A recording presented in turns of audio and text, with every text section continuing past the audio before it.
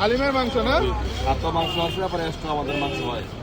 নল্লি দিয়ে প্রাইস কিরকম? নদী হলো প্রায় 1000-1400 টাকা। এটা একটা করে দিয়ে দেই আমরা।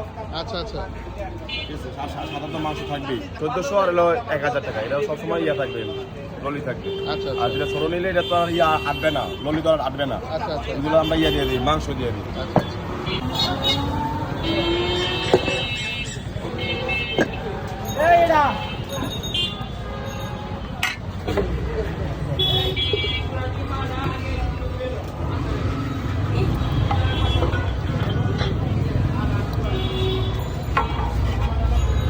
নল্লি কি একটাই থাকবে? একটু সরি থাকবে।